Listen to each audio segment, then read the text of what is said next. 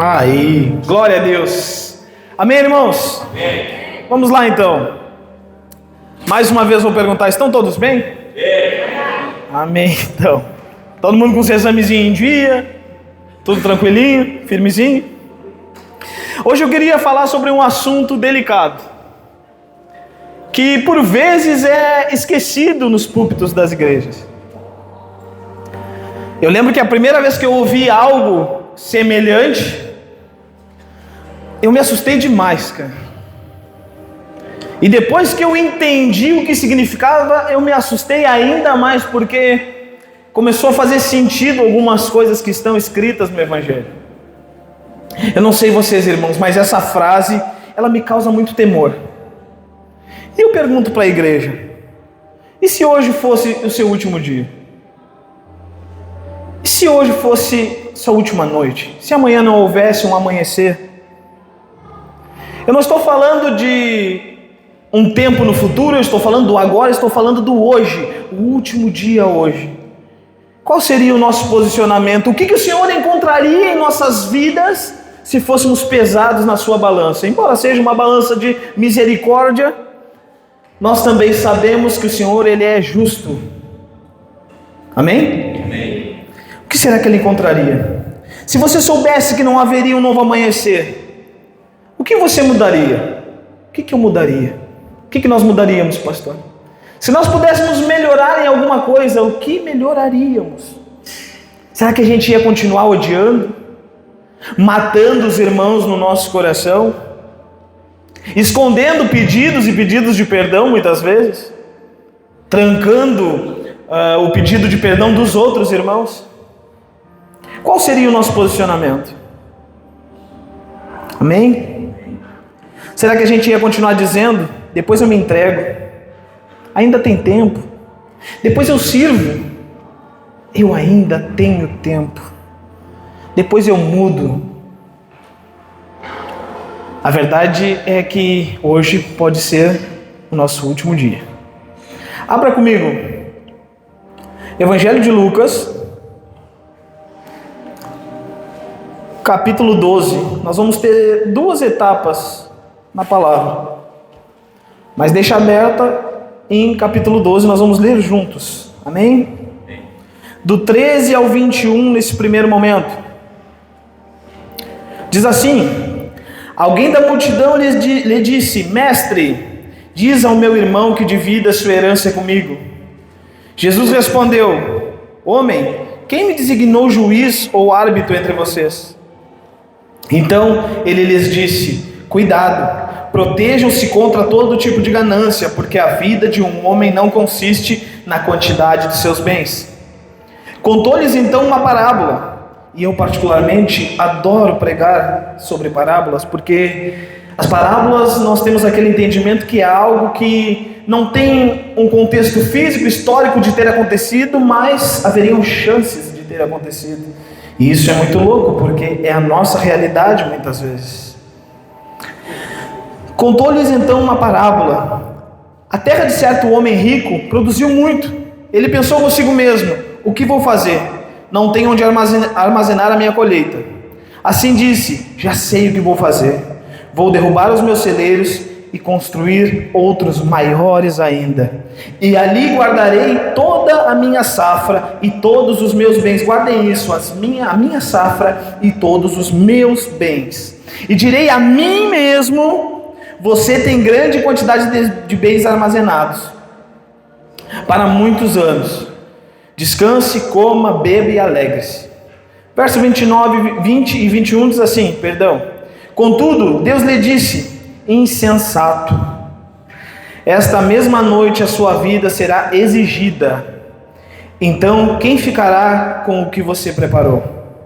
Assim é com aquele que acumula tesouros para si, mas não é rico em relação a Deus. Uau! Irmãos, está dando uma cortada nesse microfone, será que o outro está melhor? Amém.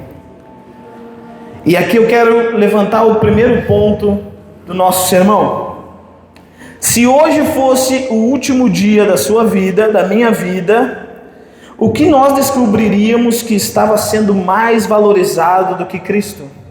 O que nós estamos valorizando demais? Em Lucas 12, versículo 15, que nós acabamos de ler, diz assim, aqui essa já é outra versão, é NAA. Obrigado. Amém. Amém. Amém. Estou de volta. Diz assim: acautelai-vos e guardai-vos da avareza, porque a vida de qualquer não consiste na abundância do que possui. Aqui existe uma denúncia, irmãos. Uma denúncia da parte de Deus com o coração humano. O que o mundo nos ensinou? Quando eu tiver mais, eu serei mais feliz. Quando eu ganhar mais, eu estarei mais seguro. Quando eu conquistar aquilo que eu sempre quis, aí eu vou descansar. Quando eu chegar lá, aí a minha vida está completa. Só que as coisas não são assim que funcionam. A gente não melhora antes de começar. Primeiro a gente começa, aquela frasezinha do TikTok, depois a gente melhora. O grande problema é que a nossa vida de fé, ela tem piorado. O grande contraste aqui, irmãos, é que o nosso apego ao futuro está nos destruindo. E nós nos preocupamos com todas as outras coisas. Porém, o que Deus pensa sobre mim? Você já se fez essa pergunta? Jesus olha para nós e decreta: a vida de ninguém consiste naquilo que possui. Irmãos, eu não sei vocês, mas eu tenho passado por um tempo bem bacana. Diferente de tudo que a gente já viveu, esses dias eu conversava com o pastor. Até mesmo na falta, eu sinto a presença de Deus. Eu queria partilhar isso aos irmãos. Até mesmo na falta, queridos, Deus está presente. Até mesmo na falta, Ele é o nosso suprimento. Cara, isso é muito louco. Essa é uma das chaves espirituais que talvez a gente precise virar na nossa vida. O homem da parábola tinha celeiros cheios. E aqui, mais uma vez, bate em nós. Muito dinheiro, muita conquista, muitos bens. Ele possuía tudo isso, talvez até um certo respeito na sociedade, porém a sua alma era vazia. E aqui aperta o nosso sapato, porque muitas vezes nós estamos cheios de tantas coisas, até mesmo de trabalho, de Noé, até mesmo de tarefas dentro da igreja, irmão Diego, e esquecemos do principal, irmãos. E notem que não é uma palavra miraculosa, onde o pastor está desvendando algo novo para a igreja. Isso é falado domingo após domingo, porque de nada adianta nós acumularmos coisas aqui na terra. Você crê que é salvo? Amém? Amém? Essas coisas vão ficar aqui, irmãos. Essas coisas nós não vamos levar para o lugar que o Senhor designou a sua igreja. Tinha patrimônio, mas não tinha propósito eterno. Possuía bens, mas o principal lhe faltava: Deus. E aqui onde mora a tragédia. Ele pensava que ele possuía as coisas. Cara, que engano do capeta. É o meu carro, é o meu isso, a minha igreja, o meu ministério. Louco, e se hoje a tua alma for pesada na balança?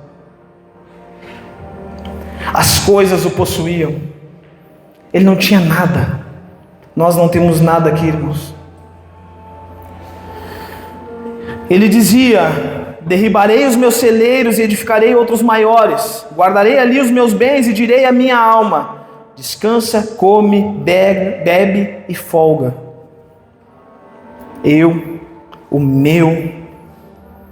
Os meus bens, os meus celeiros, a minha alma. Esse é o entendimento que muitos de nós temos, irmãos. As minhas coisas, os meus planos.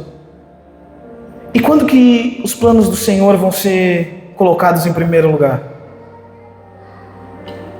Quando que nós vamos dar lugar, como o nosso jargão crentez costuma dizer, dá lugar, dá lugar. Mas o que é esse dar lugar, irmãos? Se tem algo que nós podemos fazer, e eu não posso chamar de interferência, mas nós podemos sim abrir o coração para que o Senhor manifeste a sua perfeição, para que Ele execute os seus planos. O problema daquele homem não era a riqueza, queridos, e o nosso problema não é a riqueza, e agora talvez vá gerar escândalo na igreja. O nosso problema é um ateísmo prático. Confessamos Deus com a boca, mas o nosso coração, quem nos governa é Mamon. São as coisas, muitas vezes são as pessoas. Quando, pastor? Quando nós nos deixamos manipular. As atividades, quando elas importam mais do que a nossa família, quando elas importam mais do que o próprio Cristo, quando as doutrinas são maiores do que o próprio Cristo, irmãos. Todos nós aqui temos um testemunho triste dentro das sinagogas aí fora. Todos nós aqui passamos por coisas terríveis na mão de crápulas. E por algum motivo nós nos fechamos. E aí criamos uma redoma e botamos o nome dessa redoma de meu espaço. Posso ser profeta de Deus na tua vida? Deixa Deus invadir esse espaço essa noite. Deixa Deus quebrar essa redoma. Pastor, eu já sou salvo, eu creio nisso. Mas Ele quer mais de mim e de você. Ele quer mais da sua igreja, irmãos. Até que Deus entra na história e muda todo o cenário. E Jesus diz: louco, esta noite te pedirão a tua alma. Como é forte essa palavra. Ele chama aquele homem que era um grande empresário, um grande administrador, um homem de grandes posses, de grande influência, de louco, de tolo, doidinho, biruleibe. Ele está dizendo o quê? Imprudente, safado, cuidou de cultivar das coisas da terra e esqueceu do principal, a salvação. Cuidou dos bens materiais e esqueceu da manutenção da alma. Irmãos, deve estar passando um filme na minha e na tua cabeça nesse momento, porque a nossa vida de fé às vezes está pautada por aquilo que nós temos, e quando estamos bem, as coisas estão bem, mas quando está nos faltando algo, aí está tudo declinando, está tudo indo de mal a pior, né, irmão? Já estava ruim, parece que piorou. Parece até que a gente conversou sobre isso hoje. Chama esse homem de insensato. O cara era um gênio dos negócios, mas de que adianta se com a sua salvação ele foi negligente? Irmãos, de que adianta nós ganharmos o mundo e perder a nós mesmos? E o engraçado é que a gente está nesse momento assim, e eu também estou assim. Mas o que a gente faz para mudar essa situação, queridos? Eu compreendo que a igreja já entendeu isso, porque a gente fala diversas vezes a mesma coisa. Porém, quando nós temos a oportunidade de manifestar o reino, quando temos a oportunidade de pesar ali a cruz e a vida secular, nós escolhemos a secularidade. E eu acho que está certa a palavra. Depois pesquise. Ele sabia multiplicar seu patrimônio, mas não sabia guardar a própria alma. Sabia construir celeiros, mas nunca construiu um relacionamento com Deus. Planejou o amanhã, porém ignorou o grande e poderoso dia do Senhor. De que me adianta, culto após culto, eu vim aqui atrás da próxima vitória, se o principal Ele já fez, irmãos? Você crê? Então glorifica, caramba. O principal Ele já fez. Eu não sei vocês, mas quando eu ouço essa história de amor de Deus, da parte de Deus com o homem, cara, isso acende uma chama dentro de mim. Um Deus que podia virar as costas para nós, queridos, mas escolheu a morte para que a gente pudesse ter vida. O grande problema desse homem aqui é que ele colocava a criatura acima do Criador.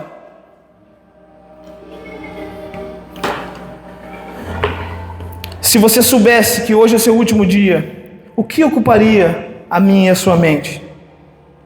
Nosso saldo bancário? Nosso carro, que vive dando problema, não sai da oficina? Nosso cargo, que por muitas vezes, segundo esse mundo, a gente tem que dividir com pessoas que querem nos derrubar o tempo todo, e a gente diz assim: eu vou tramar para derrubar essa pessoa, ao invés de dizer: eu te entrego para o Senhor, eu te entrego para o Senhor para que tu te converta. Será que é a discussão que o marido teve com a esposa ontem? Ou a esposa com o marido? Ou será que todas essas coisas são apenas orgulho ferido da nossa parte? Diante da morte, o que parecia gigante fica insignificante. O que parecia invisível torna-se eternamente vital. No último segundo, ninguém perguntará quanto você acumulou. A única pergunta vai ser: tu conhece Jesus? Tu conhece Jesus, pastor? E eu não quero causar um escândalo na igreja no sentido de que, então não vou mais trabalhar, porque durante o tempo de Jesus se criou essa teoria. Alguma parte dos irmãos ali, dos judeus, eles diziam: não, o Messias chegou, então nós não vamos mais trabalhar, nós não vamos mais viver as nossas vidas, nós vamos entregar tudo e viver de qualquer jeito. E Jesus subiu, e estamos há 2026 anos aproximadamente, nós não temos tanta certeza, esperando que ele retorne, ou que busque a sua igreja, enfim, segundo a linha teológica que Deus tocar o teu coração. Você está entendendo, irmãos? Não importa o que está no seu nome, no último dia, a única coisa que importará é se o nosso nome estará no livro da vida. A resposta do Evangelho não é apenas aprender a valorizar mais as coisas. Nós precisamos de Cristo. É isso que o Evangelho está dizendo. Valoriza a Cristo. Jesus não veio para nos dar lições de moral. Ele veio nos ensinar a uma vida melhor. Veio nos mostrar que existe algo mais excelente. Ele veio para nos reconciliar com Deus. Cara, é inadmissível cristãos maduros que não vivem em paz com Deus. E aqui eu não estou dizendo, que muitas vezes eu já falei, de nós questionarmos, porque questionar, irmãos, faz parte da fé também. Agora, deixar que os questionamentos nos consumam, esse é o problema, esse que é o pecado. Mas eu quero dizer que, ainda assim, em meio aos problemas, em meio aos questionamentos, nós temos um Senhor, nós temos um dono. Que esse entendimento nos consuma, igreja. Ele veio para nos reconciliar. O drama daquele homem não era o materialismo, era colocar a criação no lugar do Criador. Mas o Evangelho anuncia que há esperança para os corações que vivem assim. Cristo veio, viveu, morreu na cruz pelos nossos pecados, ressuscitou e venceu a morte. E no lugar do túmulo, nos deu vida. Irmãos, isso precisa mexer conosco. O problema não é ter as coisas. O problema é quando as coisas possuem o nosso coração. Começa a pensar: o que tem possuído o teu tempo? O que tem consumindo o teu coração? As noites em claro, as noites que nós deveríamos passar agradecendo, será que a gente não passa pedindo coisas que o Senhor não quer nos dar? Se é que a gente ora, né? Se é que oramos. Aqui eu quero partir para o segundo ponto do nosso sermão, que é: se hoje fosse o nosso último dia, você estaria rico ou pobre para com Deus? O que será que o Senhor encontraria? A palavra de Deus que nós lemos ali nos versos 20 e 21 diz assim: louco, essa noite te pedirão a tua alma, o insensato, essa noite pedirão a tua alma. Assim é o que guarda para si mesmo e não é rico para com Deus. Ricos para com Deus. O que é isso, irmãos? É devolver o dízimo? Misericórdia. É dar ofertas? É muitas vezes atulhar de coisas para fazer? Não é nada disso que o Senhor nos pede. A palavra de Deus é bem clara: confessa e reconheça. Confessa e reconheça. E Jesus aqui, ele não está condenando o trabalho ou o fruto do suor. Ele nos revela uma verdade superior, que existe uma riqueza que não cabe em contas bancárias.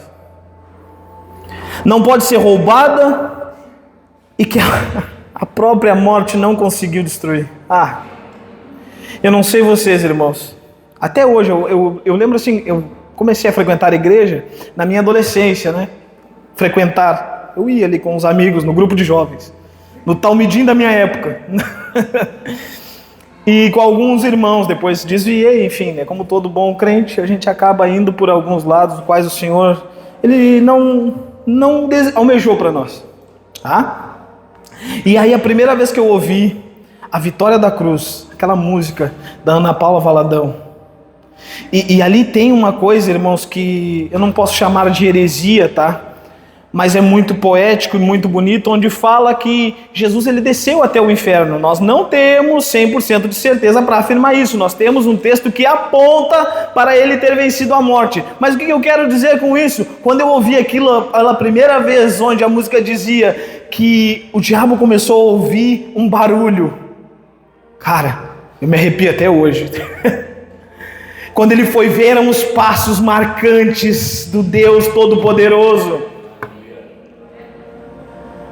E aí a música diz que Jesus tomou as chaves da mão do diabo. Enfim, eu não quero ficar desenvolvendo teologia em cima dessa música, mas eu quero reacender uma chama que talvez esteja adormecida no meu e no teu coração. Jesus, Ele venceu a morte e Ele é a vida. Ele é a vida. Nós podemos ter escassez nessa terra, mas podemos ser extremamente ricos na eternidade. Da mesma forma, podemos acumular fortuna aqui e apresentar diante do Criador de mãos completamente vazias. Por isso que Mateus 6, Jesus diz algo muito importante para nós. Não ajunteis tesouros na terra, mas ajuntai tesouros no reino dos céus. Vamos combinar uma coisa, irmãos. Completa as frases para mim, para não ficar sozinho. Pelo amor de Deus. O pessoal que vai ver depois não está vendo, mas eu estou vendo aqui a cena, é deplorável. Ajuntai tesouros no céu. O Senhor está virando o nosso sistema de valores do avesso. O mundo vai nos perguntar: quanto você tem? Quanto você conquistou? Quanto vale o seu patrimônio? O mundo vai nos dizer: construa o seu nome. Não é isso, irmãos? Não é isso que o Serasa faz? Não é isso que os bancos fazem? Mas Jesus diz: quanto de mim você tem? Quanto de mim você conhece? Quanto vale a minha e a tua alma? E no lugar de um nome, queridos, Jesus olha para nós e diz: tome a sua cruz e siga-me. Siga-me. A vida do cristão não consiste em adicionar Jesus a uma lista de prioridades. Ora, Cristo deveria ser a nossa prioridade. Lembra aquele louvorzinho? Meu alvo é Cristo. Se eu começar a cantar aqui, vai virar show gospel, então. Nosso alvo deve ser Cristo. Ele não é algo que nós adicionamos a uma lista de supermercado. Ele é prioridade. Vocês estão entendendo, irmãos? Trata-se de colocá-lo no centro absoluto de tudo. Cristo não é um acessório para abençoar os nossos projetos. Ele não é um amuleto. Quantos de nós vivemos assim e vemos irmãos fazendo dessa forma? Se Deus está no negócio. Mas às vezes, irmãos, não quer dizer que Deus estando naquele negócio, Ele tem que prosperar. Às vezes Ele quer nos dar uma lição. Às vezes Ele quer revelar o quão a nossa vida está distante dos seus planos e dos seus projetos. Por isso que agora nós vamos entender o que Paulo quis dizer lá em Filipenses 1:21, que para mim o viver é Cristo e o morrer é lucro, porque na vida do cristão é isso que importa. Quão lindo será aquele grande dia, irmãos. Quão glorioso será, queridos. Já pensou, pastor? A glória do Senhor refletindo, cara. E aqui é conjectura minha, dane-se. Ser aquecido pelo brilho da eternidade, irmãos. Ah, irmão, se isso não serve de combustível para reacender uma chama dentro do meu e do teu coração, nós estamos vivendo um evangelho de hipocrisia. Boas obras, boas obras os espíritas fazem até melhor que nós. Vida de fé, os umbandistas, eles às vezes têm muito maior e melhor que nós. Mas só que nós conseguimos algo, irmãos, através do sacrifício de Cristo, que é intimidade. E isso tem nos faltado. Porque quando falta intimidade, nós não almejamos o futuro. E esse futuro não é um futuro de preocupações, é o futuro onde o Senhor, Ele, triunfante, vem buscar a sua igreja. Eu não sei vocês, irmãos, mas eu vou estar lá. Eu sempre digo isso, eu posso não estar na primeira fila, mas eu vou estar naquele negócio. Talvez eu vá estar lá perto de Adão, lá no final da fila lá, tipo Adão. Rateou demais, mas eu vou estar lá. E eu quero vê-los, irmãos. Para mim, o viver é Cristo e o morrer é lucro.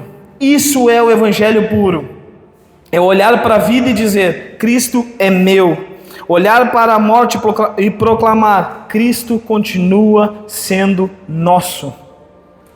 Ele é a bandeira que nós devemos hastear, queridos. Quem está em Cristo não vive aterrorizado pelo fim. Nós deveríamos correr para Ele. Por quê? Porque Ele venceu, irmãos. É muito óbvio, é autoexplicativo. Quantas e quantas vezes nós já falamos aqui? Às vezes pessoas que estavam com Cristo, estão ali para partir, viveram uma vida com Cristo e o nosso egoísmo impede, não nada espiritual, mas o nosso egoísmo impede de nós entendermos que está indo para o lugar onde você e eu deveríamos correr. Tá, então eu vou sair daqui e vou me atirar na frente de um carro. Não, irmão, por favor, cabeção e cabeçona. Viva a sua vida intensamente para o Senhor, mas não esqueça que cada passo que você dá em direção a Cristo é um passo em direção à morte, para que uma vida eterna seja alcançada. Quem está em Cristo não vive aterrorizado pelo fim, porque Ele já venceu o fim. A cruz parecia a derrota definitiva, mas era uma vitória eterna. O túmulo parecia uma sentença final, mas amanheceu vazio. A morte parecia dar a última palavra, mas Jesus ressuscitou e reina. A nossa esperança não repousa no nosso esforço, nem no que acumulamos ou na nossa própria bondade. Nossa esperança está na pessoa de Jesus. Queridos, repita para si mesmo: Ele é o nosso tesouro supremo. Ele é a nossa justiça. E Ele é a nossa vida. Bonitas essas palavras. Então pratica. Se eu tivesse um espelho aqui, pastor, pratica. É Ele. É aquele que nos acolherá quando o nosso último dia chegar. Agora ainda em Lucas, capítulo 12. Nós vamos ler do 35 ao 40. E diz assim: estejam prontos para servir, e conservem acesas as suas lâmpadas, lamparinas, como aqueles que esperam o seu Senhor voltar de um banquete de casamento, a fim de que possam abrir-lhe a porta imediatamente quando ele chegar e bater. Bem-aventurados os servos cujo Senhor, quando voltar, os encontrar, repita comigo, vigiando. Em verdade lhes digo que se ele se vestirá para servir, fará que se reclinem à mesa e virá servi-los. Mesmo que ele chegue de noite ou de madrugada, bem-aventurados os servos que o Senhor encontrar preparado. Contudo, entendam isso: se o dono da casa soubesse a hora que viria o ladrão, não permitiria que a sua casa fosse arrombada.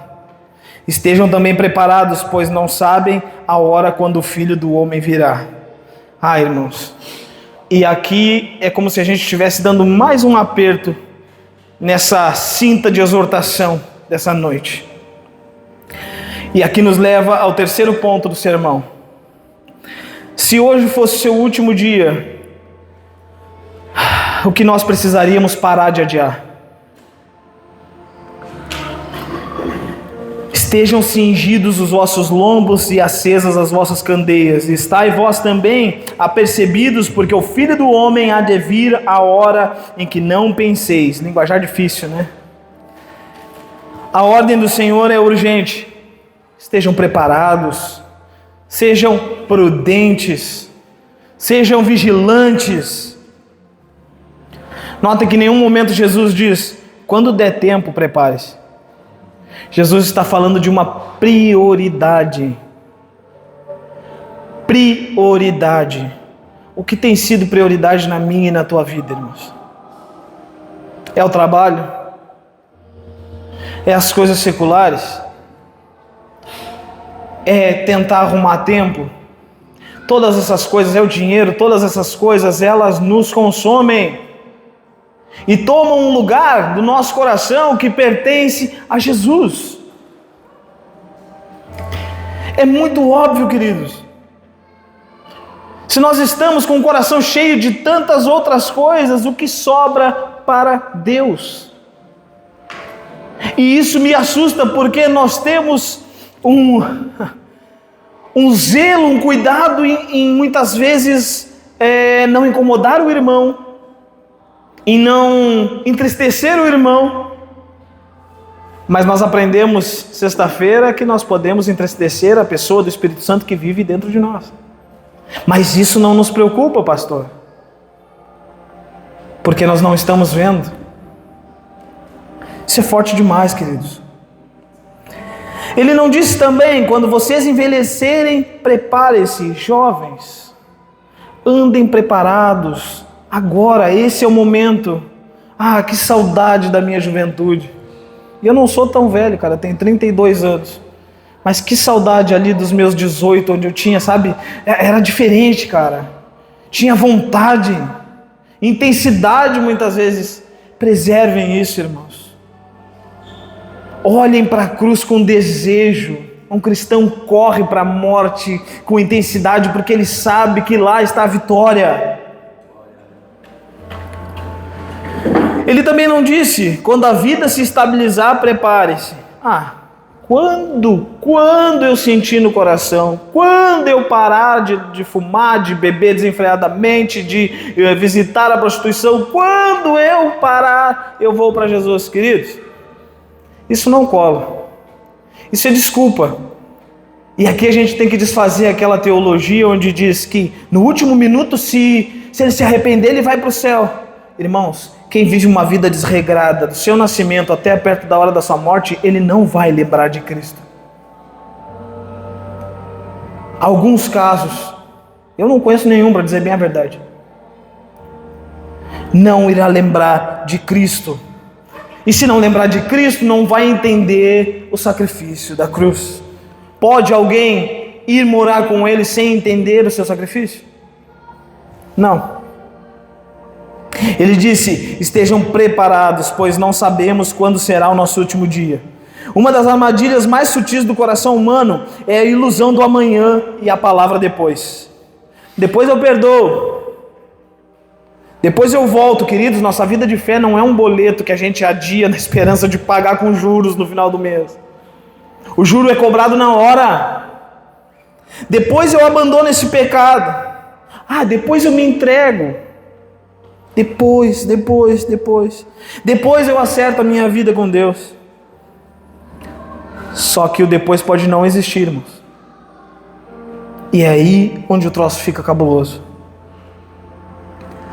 O homem rico dessa parábola dizia a si mesmo: tenho bens, tenho muitos depósitos para muitos anos. Fazia planos para décadas, mas Deus respondia: essa noite, agora, o hoje,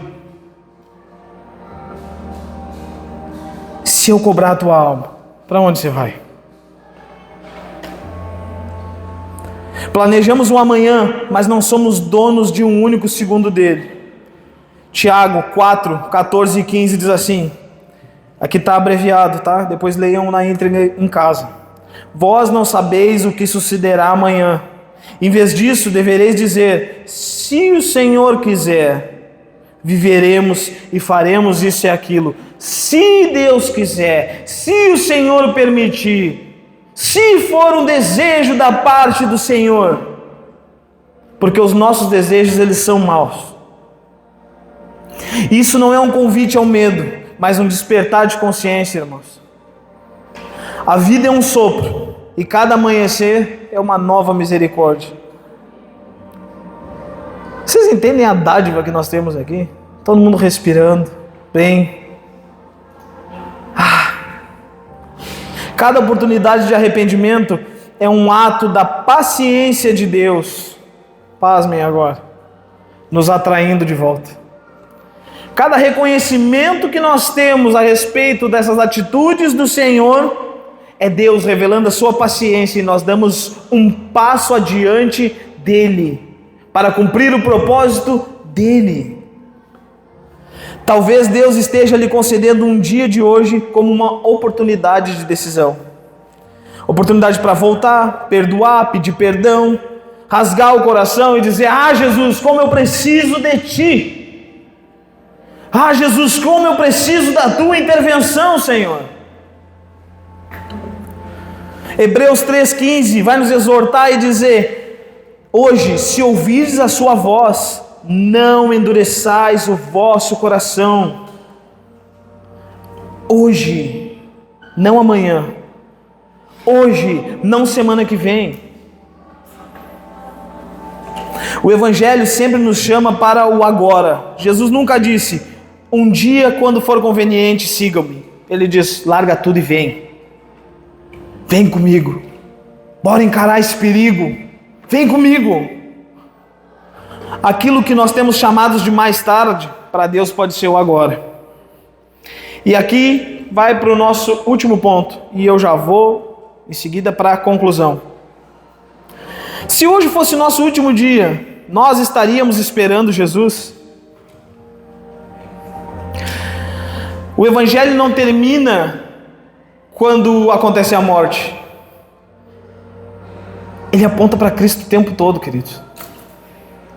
A vida é Cristo. No verso 40, Jesus declara: estais vós também apercebidos, porque o Filho do Homem há de vir a hora em que não penseis. Ou seja, ninguém sabe. O Senhor está anunciando o seu regresso. A nossa fé não se resume a morrer e encontrar descanso. A nossa esperança é Jesus, e Ele vai voltar. Perdão se aqui se torna repetitivo. E aqui a frase daquele filósofo precisa ser dita, o óbvio precisa ser dito. Se você é cristão e não tem a certeza de que Jesus irá voltar, sinal de alerta, queridos. Ah, pastor, mas eu sou pré isso, pós aquilo, pós aquele outro, queridos, não interessa, eu estou falando aqui de um encontro. Ah, nossos corpos glorificados. Esse mesmo Jesus que nasceu em Belém, mesmo Jesus que caminhou pelas ruas da Galileia, curou leprosos, fez milagres, o mesmo Jesus que subiu da cruz e disse: está consumado, é esse que vai voltar. O mesmo Jesus que deixou como promessa em Atos 1:11, esse Jesus que dentre vós foi recebido em cima no céu, há de vir, assim como para o céu ouvistes ir. Para quem está em Cristo, a segunda vida não é uma ameaça terrível, mas a promessa mais gloriosa. Tito 2,13 diz: a bem-aventurada esperança e o aparecimento da glória do grande Deus e nosso Senhor Jesus Cristo. É para isso que nós estamos trabalhando, irmãos. É por isso que nós nos reunimos aqui domingo após domingo para declarar essa verdade. A igreja primitiva vivia com o coração ardendo na expectativa do rei. E aqui eu preciso bater em nós mais um pouquinho. A gente só tem expectativa domingo às vezes, e às vezes mal e porcamente. A nossa vida precisa exalar o bom perfume de Cristo por onde nós passarmos, queridos. Por quê, pastor? Porque isso revela o quanto nós estamos desejando. Quando nós oramos, Irmãos, quando eu falo aqui de oração, eu não estou falando você chegar e dizer: ah, Senhor Jesus Todo-Poderoso, grandioso, benevolente. Eu estou dizendo assim: Senhor, Tu sabes os meus problemas. Essa oração é a oração que tem valor, porque é a oração sincera. Ah, Senhor, Tu sabes, Pai. Como aquele homem que batia no peito e dizia: eu sou pecador, eu preciso de mudança. Começamos a viver como se essa terra fosse a nossa única pátria. Ah, meu Deus. Passamos a lutar por aquilo que desvanece, a acumular o que não podemos levar e nos desgastar com o que é passageiro. Mas quando fixamos os nossos olhos em Cristo, toda a nossa perspectiva muda. O que diz lá em Colossenses 3:2? Pensais nas coisas que são de cima e não nas que são da terra. Isso não significa desprezar as responsabilidades do presente, mas viver cada detalhe da existência sobre a luz dele. Trabalhar sabendo que a nossa recompensa final não é terrena, criar filhos e edificar a família visando a eternidade, servir, amar, chorar e enfrentar tribulações com a única certeza: esse mundo ele é temporário e passageiro. Eu tenho uma missão aqui na terra, irmãos: apontar o caminho para os meus filhos. Você é pai? Então você já tem uma utilidade no reino. Apontar o caminho para minha esposa. Apontar o caminho para aqueles que estão à minha volta. Você entende a importância do nosso trabalho como cristãos? A importância de nós declararmos para esse mundo falido e doente que existe cura, existe vida. Essa é a teologia da prosperidade que nós precisamos pregar, queridos. Prosperidade nele. Esse é o nosso pote de ouro no final do arco-íris. Esse encontro glorioso. Pois virá o dia em que o pecado será extinto, a dor cessará, a morte será tragada pela vitória, e o próprio Cristo estará conosco para sempre. Apocalipse 21:4 diz: e Deus limpará de seus olhos toda lágrima, e não haverá mais morte, nem pranto, nem clamor, nem dor. Porque as primeiras coisas já passaram, já são passadas. Como eu almejo esse dia, queridos. Se for para chorar, só se for de alegria. Essa é a nossa viva esperança. Se coloque em pé, irmãos. Diante da incerteza do amanhã e da certeza da eternidade, a pergunta persiste: se hoje fosse o nosso último dia? A eternidade não é uma possibilidade distante, mas uma realidade que confronta o nosso agora. Não deixa para amanhã esse alinhamento, querido. Não deixa aquilo que é mundano ser tua prioridade. Não deixa o perdão que precisa ser liberado para outro dia, que seja agora. Que haja uma entrega sincera da tua vida e da minha para Deus. Hoje é o dia da graça, da reconciliação e da decisão. Viva não para acumular o que o tempo destrói, mas para possuir aquilo que é eterno.